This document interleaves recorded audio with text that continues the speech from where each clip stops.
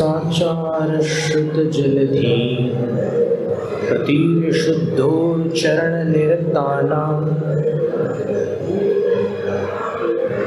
आचार्याणां पदयुग कमलानि दधे शिरसि मेहम्। संस्कृत पंचगुरु भक्ति का काव्य है। इसमें लिखा है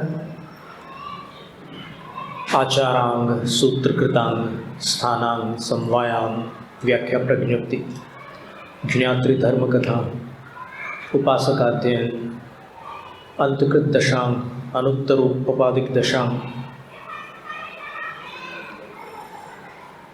फिर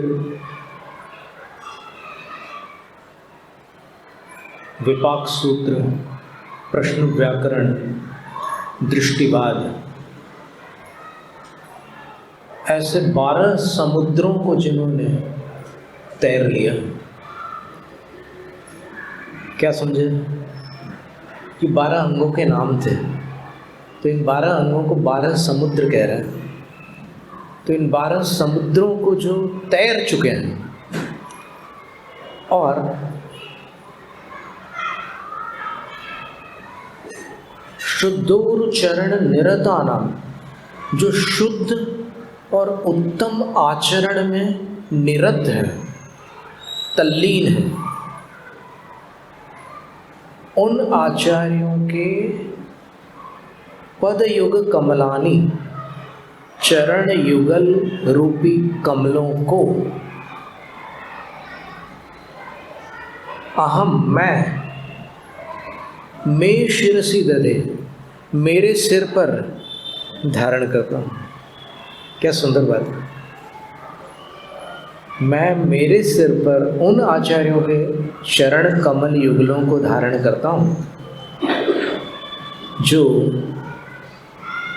12 समुद्रों के पारगामी हैं, जो शुद्ध उत्तम आचरण में निरत है, तल्लीन है, तन्मय है। उनके चरणों को मैं अपने मस्तक पर धारण करता हूँ। देखिए, ये अपन जब चौके में आहार दान करते हैं, जो श्रावक लोग, तो पाद प्रक्षालन करते हैं और पाद प्रक्षालन करके पादोदयम पवित्रम सिरम्मिकादोण अच्छणम कुज्जल।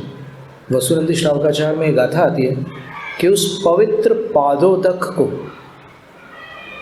चरणों के जल को सिरम्मिकादोण, सिर पर करते हैं, सिर पर लगाते हैं, तो फिर अच्छणम कुज्जा, उसके बाद अर्चना करने योग्य है। तो उसका अर्थ यही हुआ कि मैं उनके चरणों को अपने सिर पर धारण करता हूँ। क्यों? क्योंकि उनके चरण आचरण से पवित्र हैं और 2 चरण होने से व्यवहार और निश्चय दोनों नए उसमें समावेश को प्राप्त है। और उसकी जो रज है, वो रज चूँकि गंधोदक में आई है, इसलिए ठीक है, उनके चरणों को पकड़ के मैं अपने सिर पर नहीं रख सकता, लेकिन चरण रज को बड़ी भक्ति के साथ मस्तक पर धारण कर सकता हूँ। ये भावना होती है। नवोपचार विधि जो है उसको आप औपचारिक मत समझ लो, उसका नाम नवोपचार विधि है। आजकल तो लोग पता नहीं कुछ समय से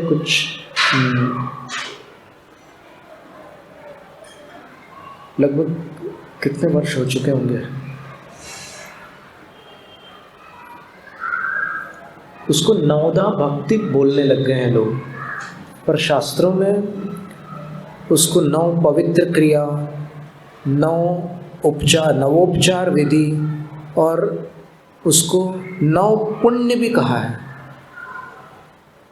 नवदा भक्ति शब्द यहाँ जैन शास्त्रों में हमें देखने नहीं मिला अभी, कहीं हो तो अच्छी बात है। अनुवाद वगैरह में तो मिल जाएंगे, क्योंकि अनुवाद तो आजकल के पंडित लोग करते हैं, तो वो बात अलग है। लेकिन हाँ, एक स्थान पर सुधर्म श्रावकाचार में ये लिखा है कि मुनियों की, आर्यिकाओं की और क्षुल्लकों की, तीनों की नवधा भक्ति करनी चाहिए।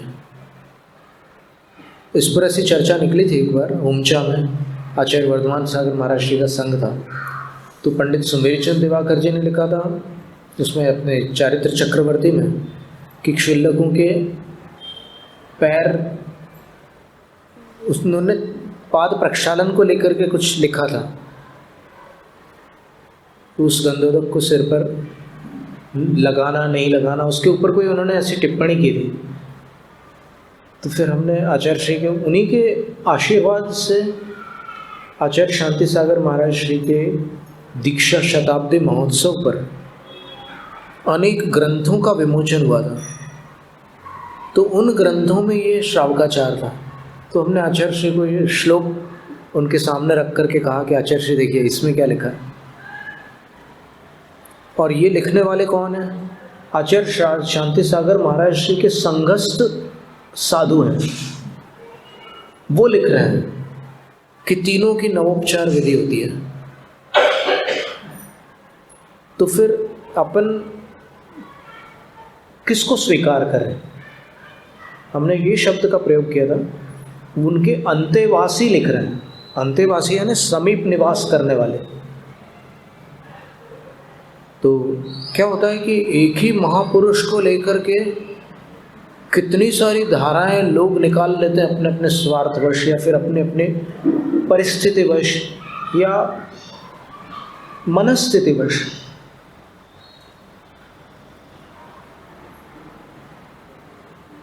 तो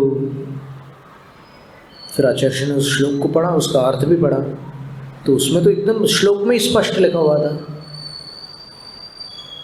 कि मुनि, आर्यिका और क्षुल्लक तीनों के लिए ये विधि उन्होंने लिखी थी। और ये उन्होंने लिखी हो आचार्य शांति सागर महाराज जी के शिष्य ने, ऐसा नहीं है। कोई कहे कि पूर्वाचार्यों ने ऐसा कहाँ लिखा है, हमें प्रमाण दो। अरे प्रमाण ढेर सारे हैं। प्रमाण देने के बाद आप मान्य करोगे कि आप पहले शपथ लो, तो फिर प्रमाण अब भी उपलब्ध है।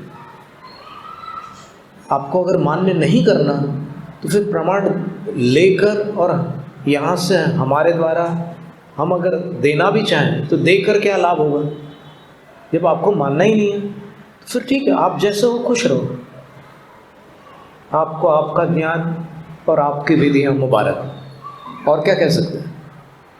इस जितने शाखा उपशाखाएं बनी है अभी जैन संप्रदाय में, वो केवल कुछ आग्रहों को लेकर के बनी हुई है। आप मूल आगम को देखो। एक आचार्य शांति सागर महाराज जी का चित्र था,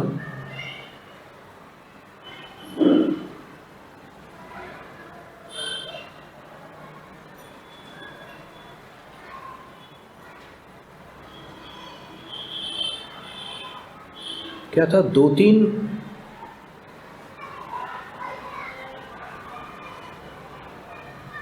गुरुजनों के मुख से आचार्य शांति सागर महाराज श्री के प्रति कुछ ऐसे नकारात्मक शब्द निकले थे कि आचार्य शांति सागर महाराज श्री तपस्वी तो थे, लेकिन शास्त्रों का स्वाध्याय विशेष नहीं था उनका।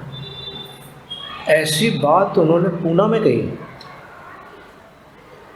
तो फिर कई लोगों को बड़ा कष्ट हुआ, श्रोताओं को, कि इतने बड़े गुरु के बारे में कोई ऐसा कैसे बोल सकते हैं। और इसी तरह गुजरात में किसी ने कह दिया था कि उनका कोई ऐसा गहन अध्ययन तो था नहीं, तपस्वी थे, कठोर चर्या वाले थे, पर जब उनके स्वाध्याय को लेकर के ऐसे उंगलियां उठाई लोगों ने, तो उसका प्रत्युत्तर क्या था?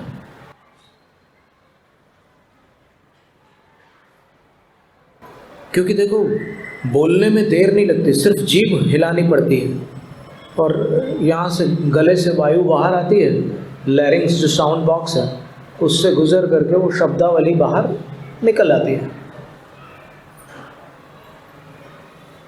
एक कवि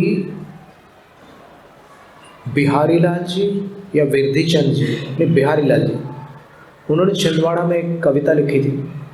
कविता ये थी, उठाई जीभ तलुआ पे मार दई रे। पूरा एक गीत था, उठाई जीभ तलुआ पे मार दई रे। तो इसलिए किसी भी बड़े व्यक्तित्व के विषय में कुछ भी बोलने से पहले सोच लेना आवश्यक है। बाद में सोचने से कुछ लाभ नहीं होता, क्योंकि हमने एक बुक पढ़ी थी, how to read and write good English. उसमें प्रारंभ में कुछ ऐसे पत्र दिए थे उन्होंने अंग्रेजी भाषा की, जिसमें उन्होंने लिखा है कि गलत स्थान पर कॉमा लगने से विश्व में कितने युद्ध हुए हैं। यानी लिखने वाले ने गलत नहीं लिखा था, कॉमा गलत डल गया था तो देशों के बीच युद्ध हो गया।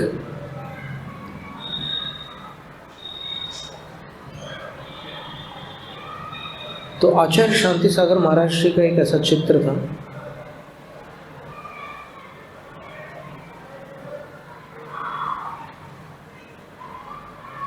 अभी तो नहीं मिल रहा है, देख लेते हैं, फिर बाद में देख लेंगे। उसमें ये पंक्तियां हमने लिखी थी।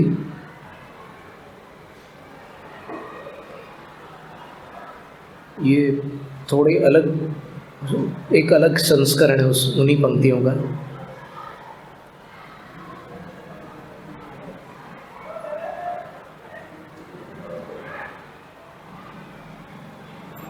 दोनों आग जलाती,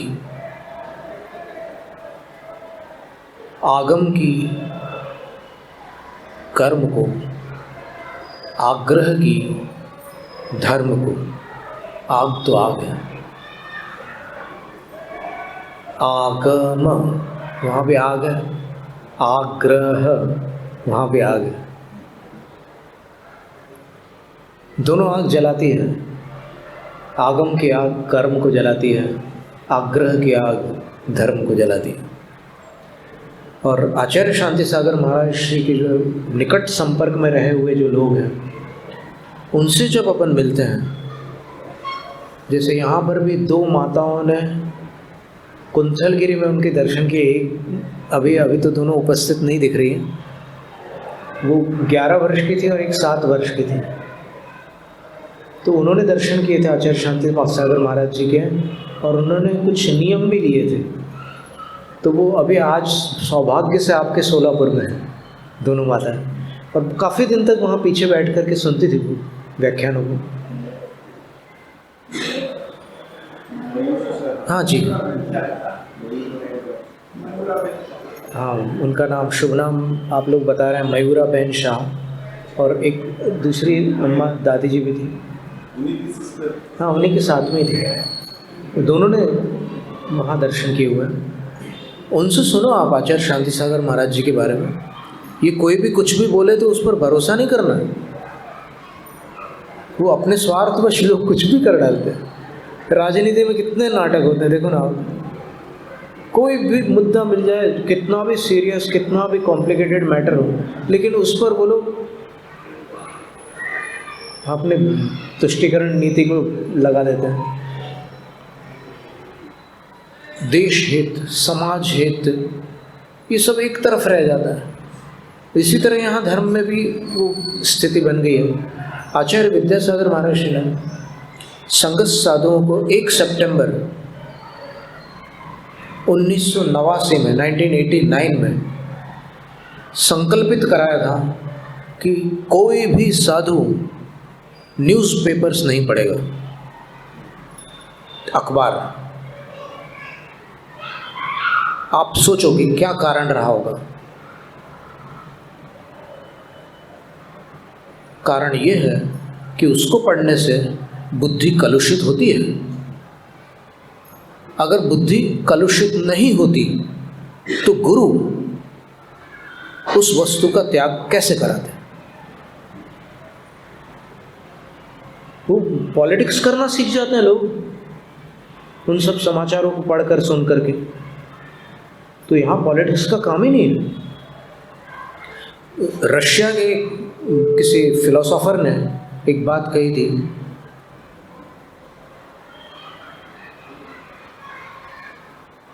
cleverness may be a virtue of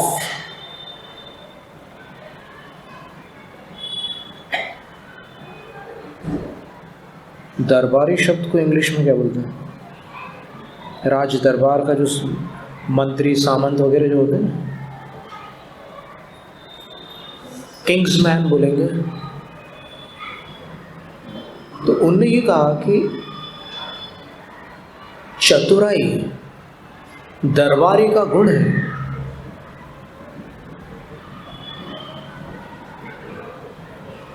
but फिर परंतु लगाया उसने, और परंतु इतना खतरनाक शब्द है कि आपने अगर 10 पेज भी अगर लिखे हो किसी की भलाई में या किसी की प्रशंसा में, उसके बाद अगर आप एक परंतु लिख दो तो पूरा पानी फिर जाता है। तो उसने ये लिखा है कि चतुराई दरबारी का गुण है, साधु का दोष।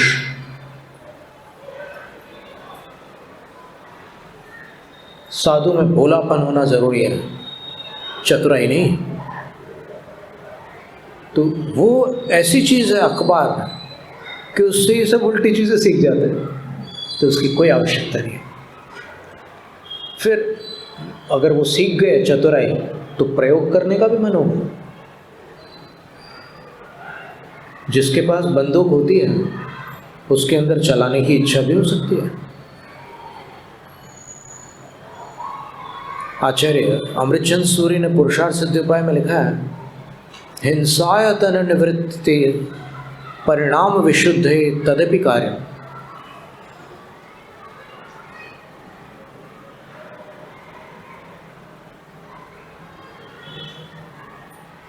न भवति जातु हिंसा पर नहीं, एक मिनट, सूक्ष्मापि न खलु हिंसा पर वस्तु निबंधना भवति पुंसः हिंसायतन निवृत्ति परिणाम विशुद्धे तदपि कार्या। आचार्य कहते हैं कि पर पदार्थ से आत्मा को हिंसा का सूक्ष्म दोष भी नहीं लगता, तो भी ऐसी वस्तुओं का त्याग कर देना चाहिए जिससे हिंसा की जाती है। क्यों? भावों की निर्मलता के लिए। अगर आपके पास ऐसी वस्तुएं रहेंगी तो आपके भाव कभी भी बिगड़ सकते हैं। देखो, गृहस्थ जीवन में कई बार 7वीं प्रतिमा तक युद्ध में जा सकते हैं, पता है आपको? 7 प्रतिमाधारी युद्ध कर सकते हैं जैन आगम के अनुसार। शांतिनाथ भगवान अणुव्रती थे जब उन्होंने दिग्विजय की थी।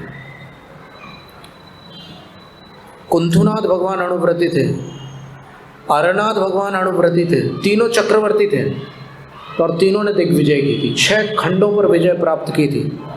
सारे राजा नतमस्तक नहीं हुए थे उनको तीर्थंकर मान करके, कईयों से युद्ध लड़ना पड़ा था। फिर नेमिनाथ भगवान ने युद्ध किया, हरिवंश पुराण में लिखा हुआ है। पार्श्वनाथ भगवान ने युद्ध किया, पासनाह चर्यु में लिखा हुआ है। और भरत चक्रवर्ती ने युद्ध किया, महापुराण में लिखा हुआ है। तो ये अणुव्रती थे सारे के सारे, कोई भी अविरत सम्यक दृष्टि नहीं थी इनमें। भरत चक्रवर्ती अणुव्रती थे, फिर भी युद्ध किया। तो 7 प्रतिमा तक युद्ध शक्य है, लेकिन वो युद्ध ऐसा होगा कि या तो नियोग रूप होगा, जैसे चक्रवर्ती है उनको तो वो करना ही होती है दिग्विजय, या फिर किसी आक्रांता का प्रतिरोध करने के लिए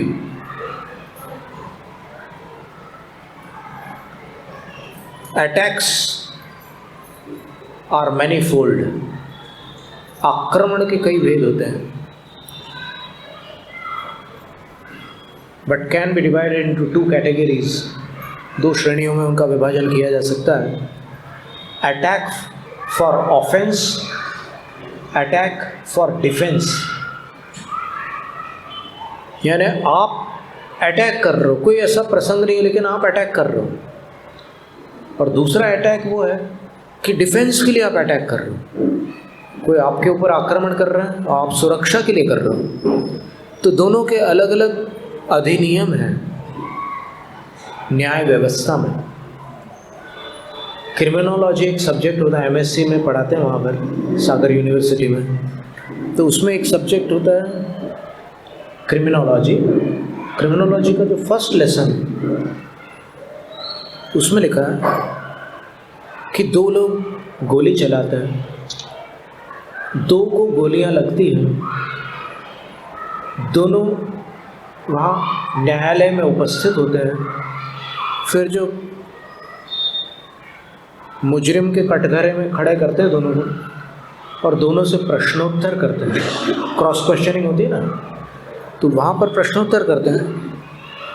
तो उसमें ये बात सामने आती है जज के कि एक फायरिंग की प्रैक्टिस कर रहा था लेकिन रेंज में कोई आदमी अतिक्रमण करके अंदर आ गया था तो उसको गोली लग गई थी।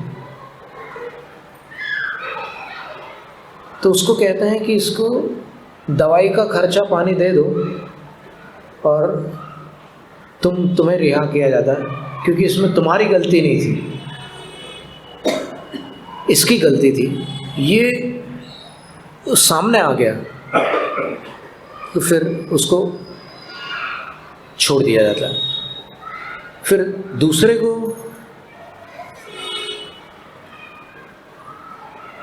देखो, दोनों की गोलियां दो लोगों को घायल कर चुकी थी।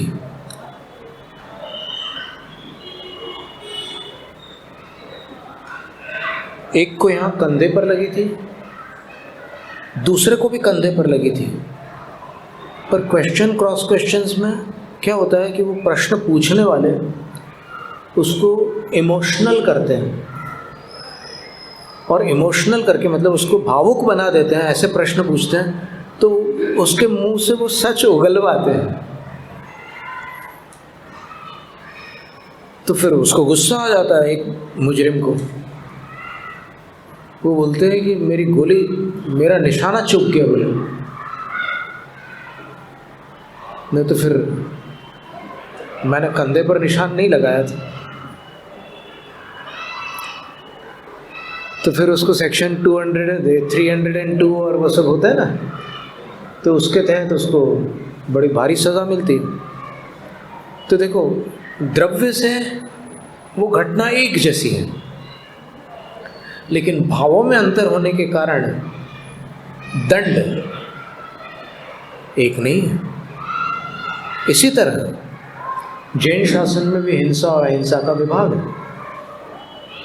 पुरुषार्थ सिद्ध-उपाय ग्रंथ में 27 उदाहरण दिए उन्होंने। कुछ ऐसे उदाहरण दिए कि जिसको तुम हिंसा नहीं समझ रहे हो वो हिंसा है, और जिसको तुम हिंसा समझ रहे हो वो हिंसा नहीं है। ऐसे उदाहरण दिए उन्होंने। बच्चा व्यसनियों की संगति में चला जाता है और पिताजी को खबर हो जाती है कि अच्छा, ये गलत संगति में पढ़कर गलत काम सीख रहा है। माँ कहती है कि अरे बच्चा ही तो है, उसको बचाने की कोशिश करती है। तो वहाँ पर जो उदाहरण दिया है उसमें ये है कि अगर पिता उस बच्चे को क्षमा करता है तो हिंसक है, दंडित करता है तो अहिंसक। कुछ समझ में आ रहा है? या आपने सिर्फ इतनी अहिंसा सीखी है कि चींटियों को बचा के चलो, इंसान का कुछ भी होता रहे।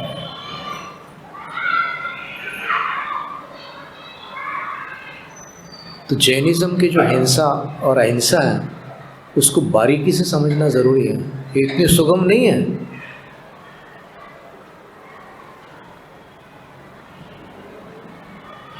तो आचार्य परमेष्ठी के वर्णन में अभी अपन ने ये समझा कि वो चरण रज सिर पर धारण की जाती है। चरण रज की बात निकली तो फिर तीनों पात्रों की चरण रज होती है। मुनिराज की भी होती है, आर्यिका की भी होती है, और 11 प्रतिमाधारियों की भी होती है।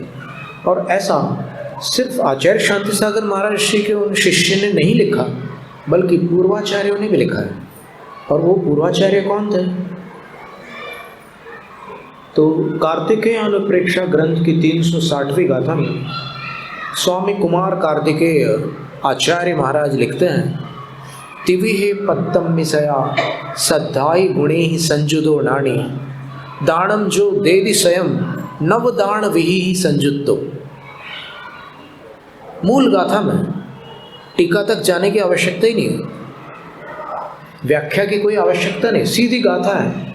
क्या लिखा है कि जो 3 प्रकार के पात्रों के लिए हमेशा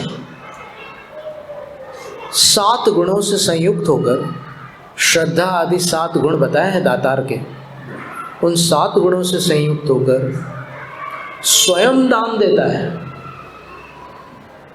नौकर चाकरों से दान नहीं करवाता, स्वयं दान देता है। और 9 दान विहि संयुक्तो, 9 दान विधियों से संयुक्त होकर दान देता है। वह अतिथि संविभाग व्रती होती है, वो व्रती होता है, उसके पास चौथा शिक्षा व्रत होता है। अब क्या करोगे? 3 पात्र लिखे हैं उसमें, तिविहे पत्तम में, त्रिविध पात्र में दान देता है। और त्रिविध पात्रों में कैसे दान देता है? 9 दान विधि, 9 दान विधियों से। तो क्या सिद्ध हुआ इस गाथा से कि तीनों पात्रों की ये नवोपचार विधि होती है। पड़गाहन, उच्चासन, पाद प्रक्षालन, अर्चना, प्रणाम, मन शुद्धि, वचन शुद्धि, काय शुद्धि और ऐष्णा शुद्धि, ये नवोपचार विधि है। तीनों पात्रों की लिखी उन्होंने। तो अब प्रश्न आता है कि तीनों पात्रों में जगन्य पात्र तो अविरत सम्यक दृष्टि है, मध्यम पात्र प्रतिमाधारी है और उत्तम पात्र 28 मूल गुणों के धारी है। तो अविरत सम्यक दृष्टि की नवोपचार विधि कैसे होंगी? तो इसका समाधान है। कौन से व्रत की बात चल रही है? बोलो, अब भी तो बताया था थोड़ी देर पहले, चौथा शिक्षा व्रत है ना। क्या नाम था उसका? अतिथि संविभाग। तो अतिथि शब्द अपने आप में आपके प्रश्न का उत्तर दे रहा है कि यदि ये 3 पात्र अतिथि की मुद्रा में हो तो आपको नवोपचार विधि करनी होगी। और अगर अतिथि की मुद्रा में नहीं है, शर्ट पैंट वगैरह पहने हुए या फिर कोई और दूसरी वेशभूषा, गृहस्थों की वेशभूषा धारण किए हुए हैं, तो फिर उनकी प्रदक्षिणा कैसे लगाओगे आप? उनके चरणों का गंधोदक सिर पर कैसे लोगे? जो शूज पहनते हैं उनके पाद प्रक्षालन का गंधोदक माथे पर कैसे लगाओगे? प्रश्न तो आएगा ना। तो वहां पर सभी अविरत सम्यक दृष्टियों की चर्चा नहीं है। सभी 11 प्रतिमाधारियों की चर्चा नहीं है। वहां पर यह है कि जो अतिथि की मुद्रा में है उनकी नवोपचार विधि होती है। क्या होता है कि मुद्रा है, लेकिन कभी कभी भाव उस मुद्रा से कुछ नीचे भी आते हैं। जैसे 11 प्रतिमाधारी हैं, कभी भावों में वो 10 प्रतिमाधारी भी हो सकते हैं, कभी अविरत सम्यक दृष्टि भी हो सकते हैं। धवल ग्रंथ में लिखा है कि मुनि महाराज 28 मूल गुणधारी है, लेकिन अंदर से 14 गुणस्थान चल रहा है, अविरत सम्यक दृष्टि। तो ऐसे भेद हो जाएंगे, तो उनकी नवोपचार विधि से ही आहारचर्या होगी। तो आचार्य परमेष्ठी के विषय में ये उनके चरण रज मस्तक पर धारण करने की बात की। जैनम जयतु शास्त्र पठन में